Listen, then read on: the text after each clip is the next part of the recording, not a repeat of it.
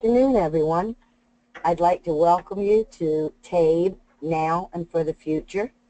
I'm Jane Silveria with the Department of Education, and with me on this call today is Stephanie Seaman with Data Recognition Corporation. I'm going to begin the presentation, and Stephanie will join in after I finish my slides.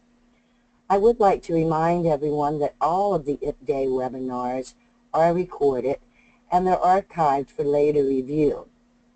So you can go out to the IP Day website and look at these at your convenience. I would also like to ask you to hold the questions to the end. If the time runs out, we will answer the questions and they will be posted on IP Day's website in about a week. They will also be included with the archived webinar.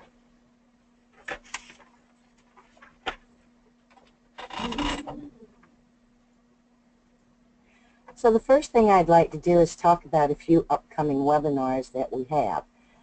The TABE update will be coming up hopefully by the end of May, and the TABE Interpreting for Teachers will be on IP Day by the end of June. The Basic Skills webinar will not be an IP Day webinar, it will be a Department of Education webinar. The TABE update is required by both Data Recognition Corporation, which is the company that now owns TABE, and the Florida Department of Education. We recommend this training for anyone that is already certified and that you would take a refresher training every couple of years. This webinar will fulfill that recommendation of the refresher. The TABE Interpreting for Teachers is a very important webinar that gives a lot of information for teachers on how to use the TABE results to determine what instruction needs to be provided based upon the results of an individual student. It also allows the teacher to compare pre-test and post-test results to see if the student has made a gain, and it will discuss out-of-range scores and how to deal with those scores when they occur. The Basic Skills webinar put on by the Department of Education will be on May the 19th at 10:30 a.m. It is designed for CTE, school district directors, administrators, and college deans, and will cover all the basic skills requirements and exemptions for career technical education students. It will be hosted by Kathleen Taylor, our Bureau Chief, and myself. You can go to the website here on this slide so that you can pre-register for the conference, and you must pre-register first. So let's talk about TABE. TABE for now, and like I said, Stephanie will be joining us to talk about TABE for the future. So the first thing we need to do when we assess a student is to make sure that we use the appropriate level of the TABE. In order to do this, we have to give the locator test. DRC/CTB strongly recommends the use of the locator. This helps prevent out-of-range scores, and it gives you an accurate assessment of the student when they are assessed on the right level of the test. After we've assessed the student, we want to interpret the results. And the first thing we have to look at are if the scores are in range.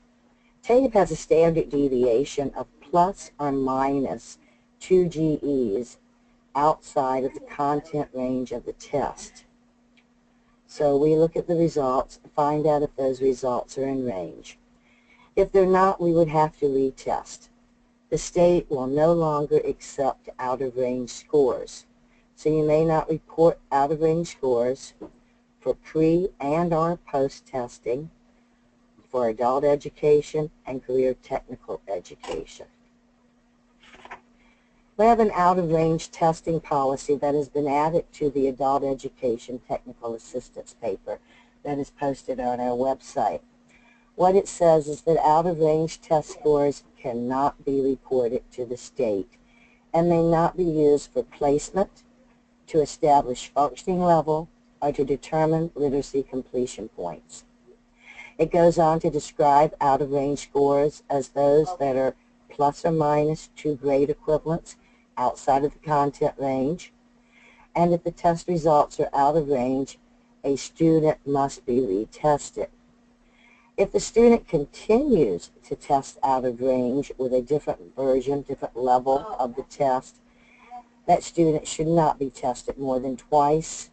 It's kind of difficult to keep testing a student and get them to come back for retesting over and over. So we've limited that testing to 2 times, and you would use the lower of the scores in those 2 tests. At that point, the teacher should monitor the progress of the student to determine the appropriate test to use when they come back to post-testing. This is a handy little chart that we put together to help you see the content range of each level of the test, the in-range scores for each level of the test, and the out-of-range scores, and as you can see, for pre- and post-testing on those. This is a document you might want to print out and keep near your testing desk. So, to reiterate, out-of-range scores may not be used. They may not be used to determine functioning level for either placement or promotion. They cannot be used to report literacy completion points, and they may not be used to satisfy basic skills requirement for career technical education programs. So may you ever use an out-of-range score? Yes. One time, the only time you may use an out-of-range score to be reported is if that student has tested out of range consecutively for 2 times on the initial test. Like I said, you would report the lower of the 2 scores and place the student according to the lower of those 2 scores. Then that student would be monitored, and it would be based on teacher evaluation as to what level of the test would be used when you come back to post-test that student. So let's just give a little example. We give the student the D level of the test, and they score 12.2. That is out of range for a D level. So they would be out of range high, and you'd have to go back and retest the student on level A. So then they take the level A test, and they score 6.7, which would be out of range low. We would not require you to go back and retest that student again. You would place the student according to the lower score, which in this case would be the 6.7 they earned on the A. The teacher would monitor the student during remediation, during instruction, and then determine what level of the test should be administered as a post-test. So when do you post-test on a more difficult level? You would do this to help keep from getting out-of-range scores. So when the student reaches the high range on the level that they're taking, that 2 grade level plus side, they would be moved up a level. This chart shows the content range of all the levels of the test. And this chart shows you how to move up with retesting. So if the student was on the E level of the test, and on the pre-test they scored between a 0 and a 3.9, you would post-test them on the E. However, if they're on the E level and they score above that 4.0 and that 2 grade level plus standard deviation, you would move up to the M level of the test. And this just shows all the different levels.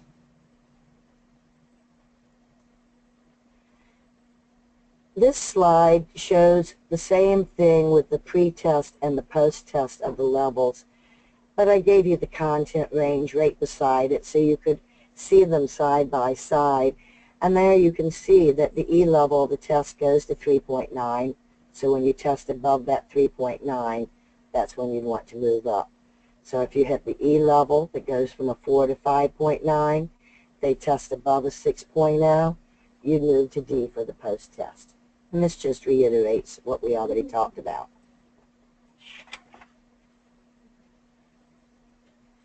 So let's look at a few examples. We have a student that's an ABE student, and they post-test on the D level of the test, above a 9.0, but less than a 10.9. That is still within the 2 grade level standard deviation, so the student may enter your GED prep program. Now we have a student that's an ABE student, and they post-test on the D level at or above the 11th grade level. That falls outside of the 2 grade level equivalent standard deviation, so that student would have to be retested on the level A test in order to get an in-range score. Now we've got a student that's an ABE student and post-test on the A level at or above the 9th grade, totally in range for the A level. That student may enter the GED prep program.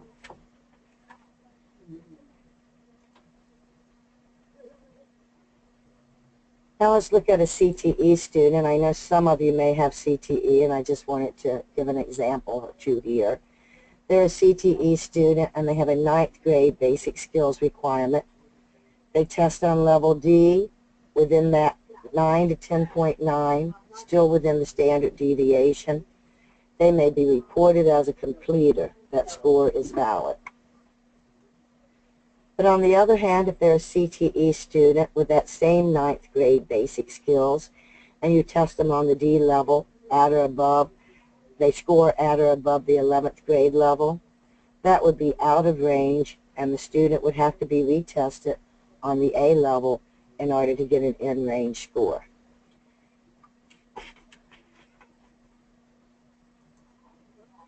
Maria was given the locator test as part of entry into the GED program. She's given the D level of the test, and she scored a 12.0. Can she be enrolled in the GED prep program using this score? No, she would not be able to, because this is an out-of-range score, and she would have to be retested on the A level in order to have an in-range score. I have a question over here that I'm going to address real quick, and it says, isn't this punishing the student for doing well on a post-test if they've taken the training and only need a level D to get into their program?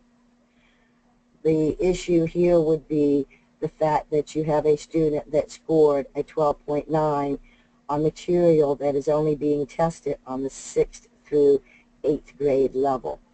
So it is really punishing the student to allow them to go on at a higher level when they've not mastered the material that they're being scored on.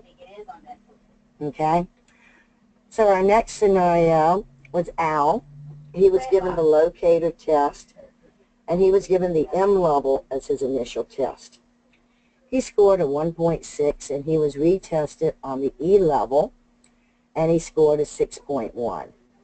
So we want you to know that you would report the lower of those scores, that 1.6, and place the student in the beginning basic level of ABE. At that time, the teacher would provide evaluation of the student and monitor that student as they go through instruction to determine which level of test to use as the post-test.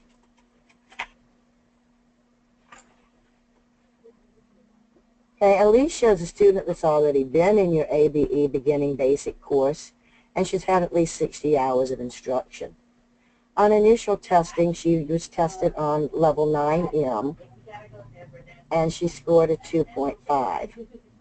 She was then post-tested on 10M and scored a 1.7. So what would you do? The same as we had before, except now because she's already in the ABE beginning basic, we would continue instruction in that level of instruction until we post-test her again, and she post-tests at or above the 4th grade level on the M level of the test and an in-range score. Because we already have that in-range score, so we wouldn't have to retest to get another score. Now, Charlie's in my ABE class, intermediate high, and he had 60 contact hours. He's doing very well. and he is post-tested with a 9D level in reading, and he scored an 11.9. Is the score in range? No, because the D level only goes as high as a 10.9 with the 2-level standard deviation. So can you earn a literacy completion point for Charlie based upon this? No, you may not. The score is out of range, and you may not report out-of-range scores to the state.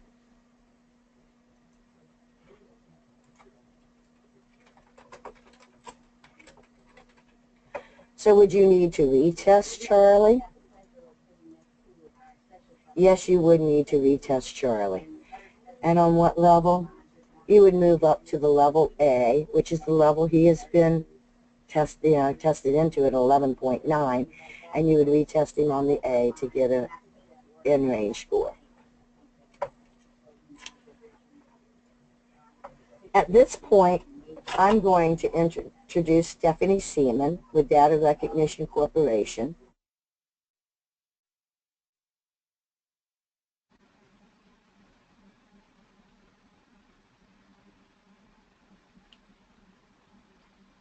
Sorry.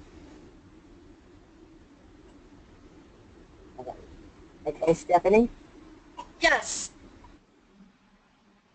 Can you hear me, Jane? Yes, I can. Perfect. Thank you. Well, good afternoon, everybody.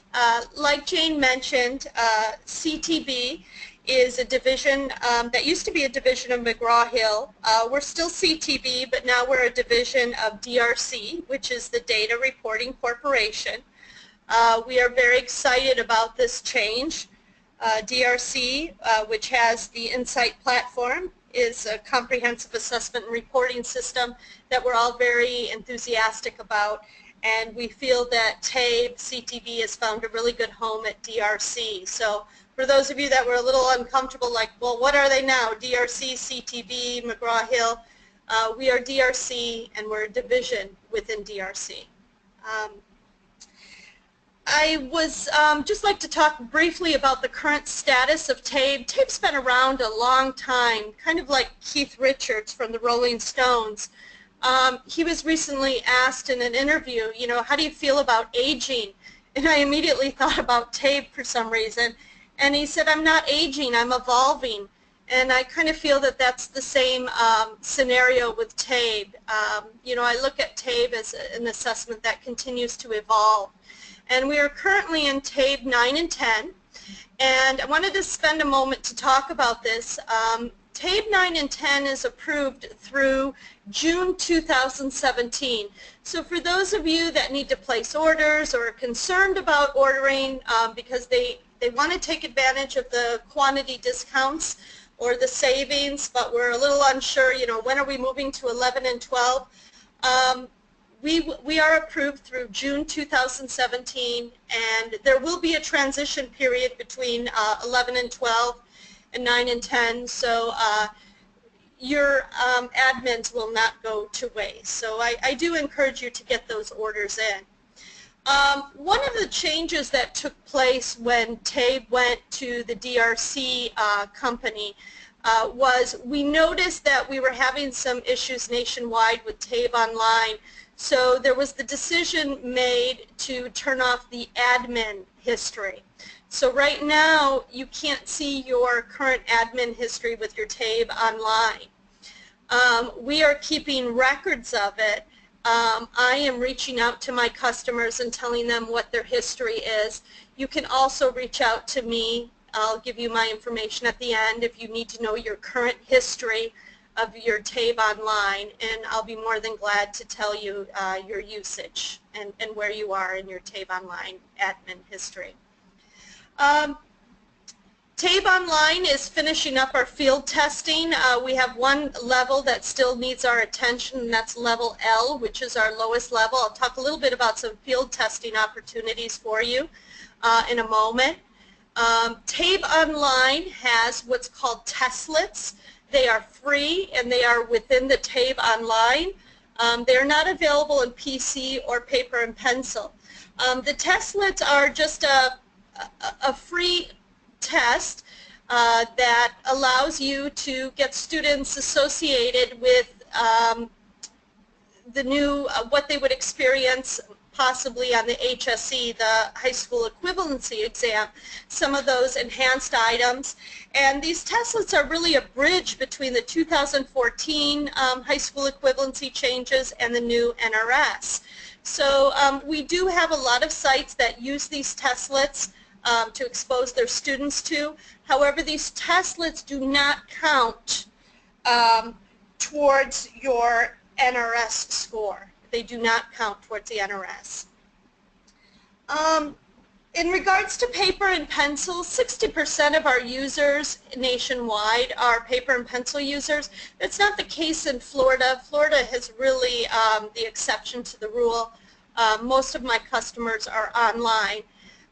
However, when we are making decisions about the future of TABE and our HSE assessment, we are not arrogant in the sense that we understand that there are paper and pencil users, and we will continue to support paper and pencil at CTB. Some people, in regards to TABE, ask us about TABE Class E. It is approved as well through 2017. I could talk a little bit about that at the end as well. There are no plans at this moment. We're in a holding pattern on developing the new TABE Class E because we are waiting on the NRS to come back to us with specifics. And I'm trying to move my slide, and it's not moving. Let's see. There we go. Okay, thank you. NRS changes, this slide's a little old, referencing some of the changes, but most importantly for you to know, the NRS kind of dictates how we can proceed. And right now there is an application window of October 1st for testing publishers to apply or to submit our NRS assessment. So CTB will be applying on October 1st with our TABE 11 and 12, and we are seeking approval. And the way the NRS works is that they don't respond until June or July of the following year of 2017. So we are hopeful that in June or July of 2017, the NRS will have approved TABE 11 and 12. And then we would start working with the state of Florida to get that approved so folks could start that transition from TABE 9 and 10 to 11 and 12. But right now, we will not hear back until June, July of 2017. A little more comments about these TABE testlets. I think it's really important because these formative tests that are only available at TABE Online are the only thing on the market giving students exposure to the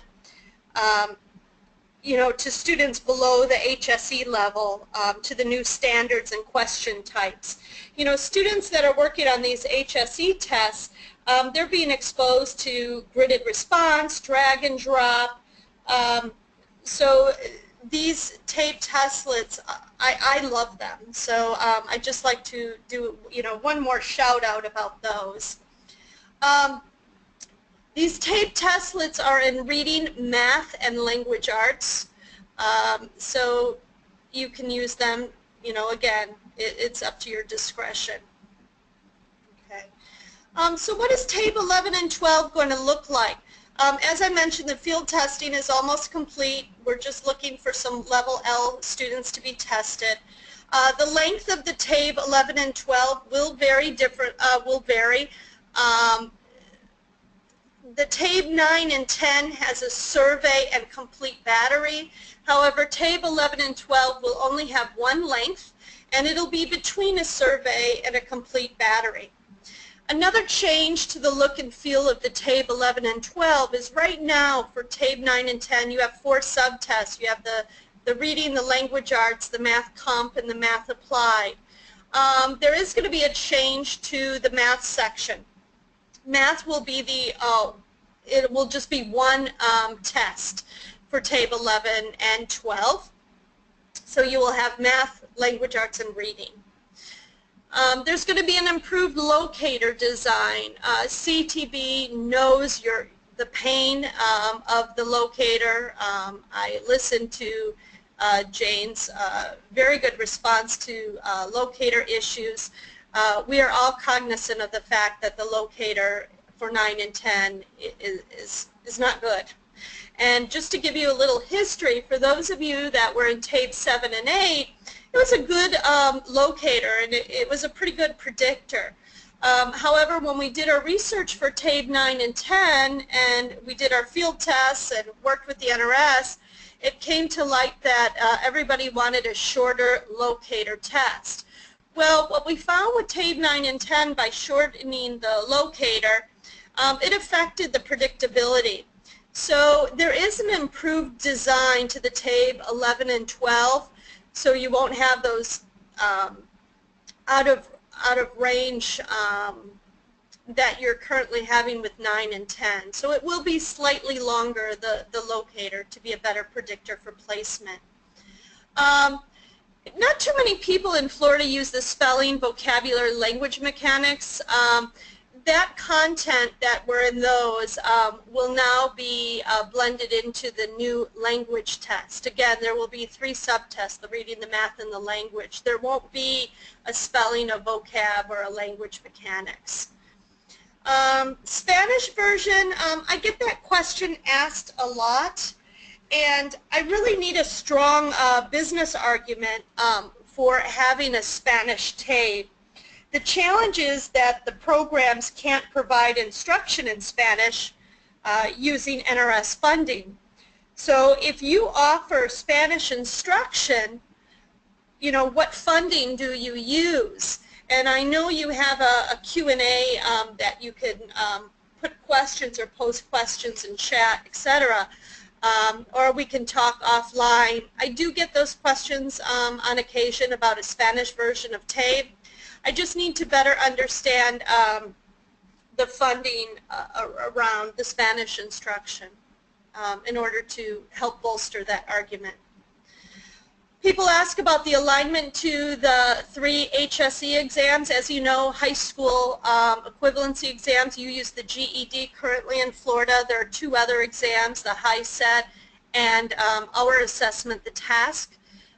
What we are looking at right now is to have a general predictor of success, not for one specific test, but for all 3 tests. So we are doing, you know, more analysis and research, and it is likely that TABE 11 and 12 will have the general CCRS readiness predictor. Okay. TABE plans for 2015 and beyond. There will be a TABE PC. That's so important in a lot of our institutions where internet is an issue. There will be a new platform. We will continue to have paper and pencil, so there will be a TestMate TABE with a new scanning option. And then around TABE Class E, we are in a holding pattern. This is a wonderful assessment. This is only currently paper and pencil. The U.S. Department of Education has started a study to create a new ESL, College and Career Readiness standard, similar to what they did for adult basic ed. But it could take, you know, it could be up to 2 years before anything changes at the NRS levels for an ESL assessment. So right now, TABE Class E, a lot of you use CASA, some of you use TABE Class E. That's right now in we're in a holding pattern at this moment. Field testing. This is quite lucrative, I think, but again, it depends if you have your literacy students. Those are those beginner learners. We are paying $50 per subject, and again, the 3 subjects are reading, math, and language arts for TABE 11 and 12. So a student would potentially make $150. The site would get $100 plus for every student subject. They get $15. So if the student completes 3 tests, they would get $45 for each student taking those 3 tests. If you are interested in this paid field testing, this is the only area we really need help and support on. That's level L.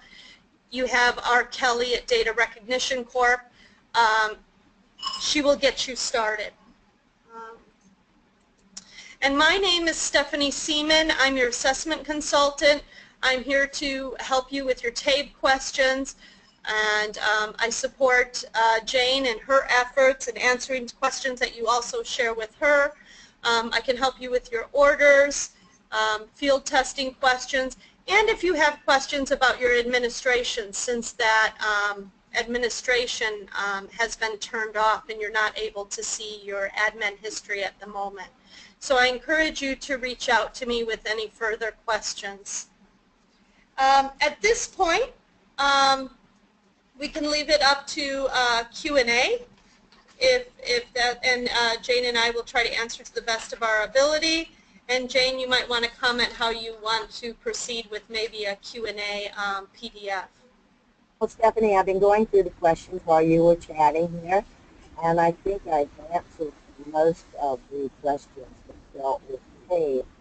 There are some here that I just want to discuss, and there's a couple that you're going to need to answer. So if you want to go through and see the ones I have not responded to.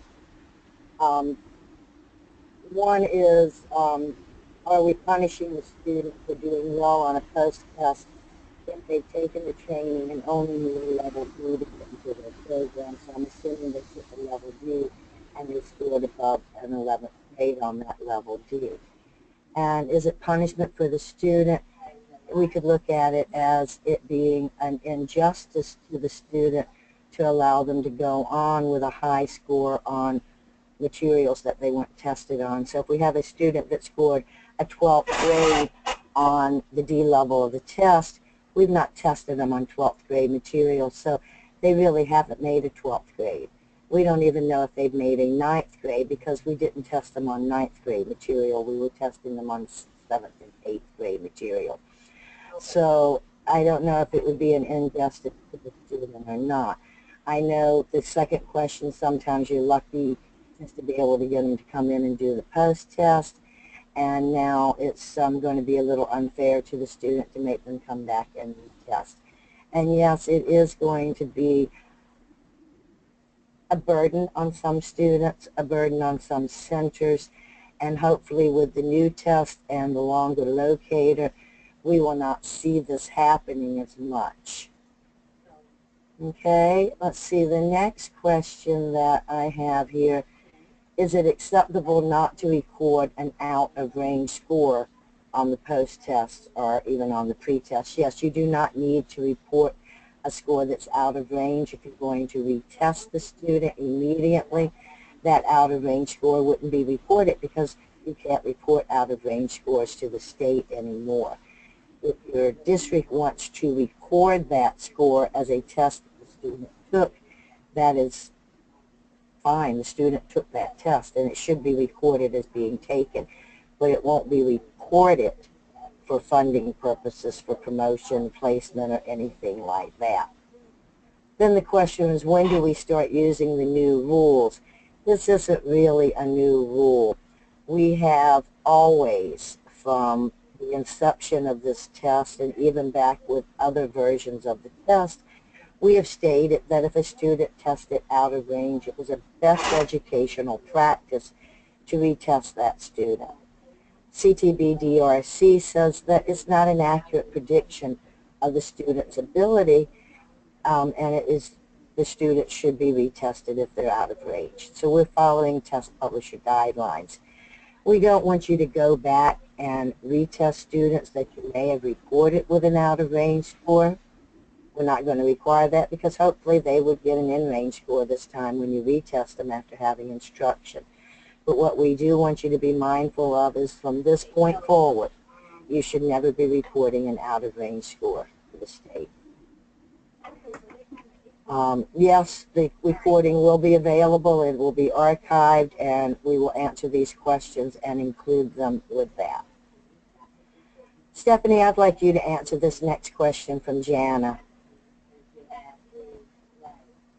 I can't see it. If you can read it to me. It says if we are computer-based, the student takes the locator and the score from the level the locator indicates and it falls out of range. Will we be charged for another test administration? That seems to be in favor of the testing company. Is there going to be some readjustment for the cost? The locator for 9 and 10 has given many false placements. Yeah, I would have to go back to the company on that one. There are many due diligences we all have to take on when assigning a locator. There is that option to place the student separately. I guess you're talking about online. Yes. Yeah. I would have to talk to you on a one-on-one basis. I know in the past I've had one particular place that had a lot, and I was able to give them some additional admins. But as a general rule, you know, there are some sites that don't have as large of a problem as others. But Jan, I'll be more than glad to speak to you offline, and then I will present the argument to the company to see what we can do for you. Thank you, Stephanie. And I've noticed that some sites have more of a problem than other sites. One thing that Stephanie was talking about, when you're giving the paper pencil version of the locator test, you can adjust based upon your experience. You know, if a student comes up just one low to be up in the next level of the test, you might want to move them up. And if you seem to be having a lot of problem, you may want to intervene even with the online version and look at that. Mm-hmm. That can be done, right, Stephanie? Yes. One of the things that we were talking about briefly is that with TABE Adaptive 11 and 12, we first have to get the items approved. Once TABE 11 and 12 comes out, we will immediately send back to the NRS our adaptive for adaptive approval. And then there won't be any locator issues. However, we are confident that with 11 and 12, and I know you guys are rolling your eyes because you're like, well, we're not in 11 and 12 yet, but in 11 and 12 with a longer locator, we should have rectified the problem. But I know it is a pain point, and it has been a pain point for years. And Jane, I think there's no other state person that has been able to better explain it than you. You know, strategies to help alleviate some of that. Thank you, Stephanie. My next question was concerning a student testing. It's actually like 3 questions or 2 questions here. The student tested, they tested out of range. How long do we have to wait? What steps should we take? You could test that student. We'd like to say immediately, but sometimes immediately might be too much. I've had sites tell me that if they only tested out of range in one area, they set them back down and test them right back over. But if they test out of range on the whole test, they might bring them back another day. So that's just going to be how you decide to do that. We only require you to test twice. Once out of range, test again out of range, we stop and use the lower of the 2 scores. Okay? Then we had, if the student had a score higher than 10.9 on the D, we weren't required to retest and to report that score, so we have to stop reporting any scores over a 10.9 on the D. Yes, we will not accept out-of-range scores. Stephanie, will calculators be allowed for all of the math in 12? I have no idea. I can get an answer back to that. I will work with Mike Johnson on that, Jane. Can you put that down as a response I need to get on the F&Q PDF that we have to present? And we have 2 questions, the same thing. Can they use a calculator on the new math? And my understanding, talking with Mike, was there was going to be a pop-up calculator on the screen now with the new test. But I don't know how that's going to work paper pencil if it only pops up for certain questions, you know. So if you could answer that for us, we would be happy. Absolutely. Thank you. I want to know if we could repost R. Kelly's contact information. Could you just back up slides, Stephanie, because we can still see your presentation. If you could step back there to the one that had R. Kelly's contact information for field testing. I'm trying. Hang on. Nope. It's R. Kelly, and it's the same as mine, datarecognitioncorp.com. Okay, so There we go. There we go. Thank you. And then her phone number's there, or his phone number, I don't know which, is there also. And they're really good about getting that money to the students ASAP. And, you know, the issue that we have with your folks is a lot of them don't have the level L's, is my understanding. Right. The next question is, can they have a copy of the PowerPoint? I do believe that you can get that right here off of the website. If not, it will be archived shortly, and you'll be able to get that. If you want to, Francie, go ahead and email me, and I will send you my copy of the PowerPoint that way if you need it that way, okay? Yeah, Jane, just one thing. I was just looking at this paid field test. I know it goes off topic, but just so your sites know that, you know, you could have like 15, 20 people at once, you know, and administer that test at one time. And you could really, you know, bring in the money. You don't have to test each student individually. So you could administer all at one time. Okay. The next question wants to know if TABE 11 and 12 will still have out-of-range scores. No, because of what we discussed with the locator. The locator will be longer and the predictability will be better. And then we are also going to have a second option, which once we get NRS approval for the items, then we will immediately submit approval for adaptive. So on the paper pencil 11 and 12, there should be a lot less out-of-range scores. That is correct. Okay. Missed the first couple of minutes of it's going to be archived on IPDay's website, so you can get it that way. Question there on the calculator, like we said, we're going to have to find out and get back to you.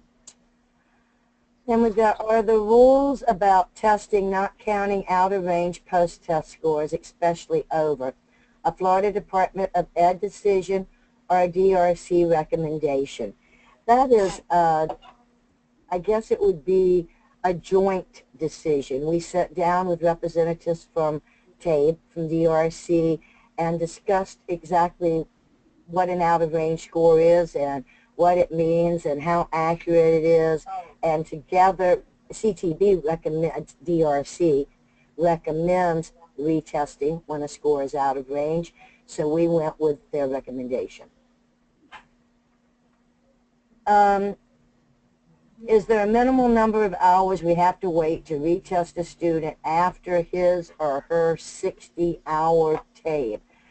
I'm a little confused on that. There's 60 hours of testing, of instruction between tests, period. So if I test a student initially, I place them in instruction for 60 hours, I post-test them, I move them to the next level or how many other levels they move up, I would have to provide another 60 hours of instruction before I come back and I post-test again. So there's always 60 hours of instruction between tests. I hope that answers that question if I got it right. Will a letter be sent to all directors letting them know that not reporting out-of-range scores starts now? I did not see a start date on the Rod Duckworth letter. Okay, I was going to say a letter already went out, and if I'm not mistaken, it said immediately, but I will check on that, Susan. If a student is visually impaired, what are some ways our testing site can accommodate that student in order for the student to complete TABE testing? Calandra, if you're using paper and pencil version of the test, the TABE is available in large print, audio, and Braille. So that should handle visual impairments. If you're using the online version of the test, you can go into the administrator panel and you can change the font color and functionality. So I hope that helps you there, Calandra. Okay, thank you, Julie. If we are on our third attempt at a level, is there a specific number of hours a day that we must wait to give the third try? I'm confused. We are only requiring you to test twice. We're not requiring a third attempt. We don't want students tested over and over and over and over. So if it's a retest because a score was out of range, there's no amount of time you have to wait. If you're talking about being on the same level of test and instructing the student, and the student has still not scored out of that level of instruction they're in, you have to provide another 60 hours of instruction before you retest. Some students do take longer to move a level than other students do. Okay, then from Andrew, I have TABE tests have consistently been a poor indicator of how well students perform on GED tests. Many students scoring as low as a 5.0 to a 6.5 had passed the GED. Doesn't seem to line up well with the GED test. Yes, we are aware that this test is not aligned with the new GED. Yeah, and just to elaborate on that, you know, that comes out to the NRS and when we get the college and career readiness, and we at CTB are very motivated to have an assessment that will help students to prepare for the HSE. But we are at the mercy of the NRS. Yes, we are. So CTB is doing their due diligence. We've completed all of our testing except for the level L. We're ahead of schedule. And on October 1st, when they allow the first companies to present their applications, we will be presenting. And when we've presented assessments to the NRS in the past, they've always given us the maximum approval, which I believe was 7 years. And we're pretty confident that that will be the case, but we clearly understand that TABE is not the best indicator for the HSEs currently. However, in TABE Online, you do have those testlets which can be used as a bridge between the 2014 HSE changes and the new NRS of 2016. So if you have TABE Online, those testlets could really come in handy to exposing your students to those items. Thank you, Stephanie. And I think that also kind of addresses the next question. Well, how we are now calculating functioning levels change when 11 and 12 were introduced. From my understanding, the NRS is changing some of their levels. We will still calculate them the same way. They just may be different levels at that point in time. So we don't know until the NRS publishes their new levels. Correct. The next question is from Anne. It says, if we test the student 2 times and use the lower out-of-range score, when we post-test, can we earn the LCP? Yes, if that student post-test with an in-range score and test out of the level that they're enrolled in. Yes, you would earn the LCP. When can we expect an accurate count of used TABEs online? Stephanie? Yes, and who was that answered the question? I need a drink after I learned that the admin button was turned off. That was turned off, and it is a bone of contention. You will not have the admin feature turned back on until we migrate to the on-site platform. So what we need to do is, if you need your admin counts right now, you send me an email, and it will take me about 3 days, and I will send you back a very long document that shows you all of the admin usages and where you are at this point. And I know that's very, very important because you're trying to budget. And I also told our company that they better be ready for all of these emails from all of my Florida customers, because the majority of my customers are online. They want to know their admin history.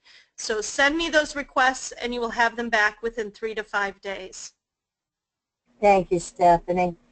My next question, if the D level only tests the student to the 8.9 level, then why does the report say their GE is 11 to 12.9? All that means is that they got more than the amount of questions right that gives them that score. The content range of the material of a D level is 6th, 7th, and 8th grade. If a student scores every question on the test, they can get a higher score than that 8.9, but that does not mean that they're functioning at that 11th or 12th grade level, because you have only tested the student on content material at the 6th, 7th, and 8th grade level. Okay, Cheryl, I hope that answers your question. Pamela, back to out of range. If we place a GED level student from a D test at 11.0 incorrectly, would that prevent awarding of an LCP upon passing the GED exam? If you do not have an in-range score to report, you may not enroll that student with an out-of-range score. So you may not enroll the student in your GED, so it would not match up to you as providing instruction to that student. Okay, we've been told we must use the scale score for out-of-range determination. We've been giving a chart with these ranges. And that's the end of the question. Yes, you may use scale scores for out-of-range also. Grade equivalents are a little more accurate when we're looking at the plus or minus 2 grade levels. We are working on a new chart for out-of-range scale scores so that it would be comparable whether they take the 9 or the 10. Right now there's a few points difference, and we're trying to make it a little more accurate. I have put that together and submitted it to DRC for their approval, and I'm waiting for approval before I pass it out to everybody in the state. So we'll try to get that out to you hopefully before the new school year begins. The next question, are there Spanish versions of the test? The only Spanish version we have is TABE Esplanol, which is TABE 7 and 8. So that is not approved by the state or by the NRS. It can only be used for diagnostic purposes, not for funding purposes. Stephanie, you have anything to add there? No, I get that question all the time. Why don't we have a TABE 11 and 12 or a TABE 9 and 10 Spanish? But my question is going back to how are you funding that? Because you know, the NRS doesn't support TABE Spanish. I mean, I guess that question goes back to you, Jane. What are your thoughts on that? Do you think Florida will ever approve an NRS version of TABE Espanol? No, Florida State Board rule for adult education says that testing must be done in English. So that's why I say you can use the Spanish version for diagnostic purposes, but not for reporting. Now, if the NRS decided to allow a Spanish version for adult education, which I seriously doubt because we're trying to teach a student English for adult education, but we might reconsider if the NRS would change their decision. And that is correct, and CTB would definitely, you know, adhere to that as well, and we would be submitting a TABE 9 and 10 and 11, 12 if it were NRS approved. The next question just wants some clarification, Stephanie. They're clarifying that TABE 11 and 12 language will include spelling and language mechanics. Yes, there will be some of those items in that subtest. That is correct. Okay. The next one wants a copy of their certificate. Joe, I'll let you take care of that. The next question says, for one of our visually impaired students, we've used the document camera to magnify the print and his math workshops in a room with no other students present. So that's just a little hint for the person that was asking about visually impaired. Thank you, Julie, for sharing. If a student presents for pre-testing on TABE and states that they need extra time, would you allow that? Brett, that would depend if they have a documented disability. If they present to you that they have a disability, they give you that documentation that says they need extra time, then we would allow that. Okay. And I have another question here. If the D level, for example, only assesses content up to 8.9, can't the scoring computer of the test just max out the score to 8.9 rather than inflating it to 9 to 12.9? I think it would be nice if it could block it with the 2 grade level standard deviation, and maybe that's something Stephanie can talk about with 11 and 12. Maybe it's something they will take into consideration, and we wouldn't allow an out-of-range score. I know there were some discussions about that. I don't have any final answers on that. That's something I can ask Mike about when I ask him about the calculator. Thank you. Then I've got one from Joette, but we do need to go back and retest students who have been placed in GED using an out-of-range D-score. No, if you have already tested them and placed them wherever, we are not going to require you to go back and retest. From this point forward, please do not use out-of-range scores, okay? The GED test is available in Spanish, so I think that's why we get the question. That is right. Students may take the GED in Spanish. You can use the Spanish version of the test in order to assess them, but if you want to report them, you've got to use an English test and report that score. And CTB does have an HSE assessment as well, paper and pencil online, PC, and we have a Spanish version as well. It's just not adopted in Florida. Okay. And I've got a question. Did I say this webinar will serve as an update for the training? No. I said the update, that is TABE update, that will be out sometime in May on IP Day, will be your training. You'll get a certificate at the end that tells you participated, and it will be suitable for your update for audit purposes. Aaron, for purposes of reporting CTE completers, what should we do about students who previously took level D and scored above 10.9 and they're now enrolled in their vocational program? Will you be able to report that out-of-range score? We are not going to require you to go back and retest.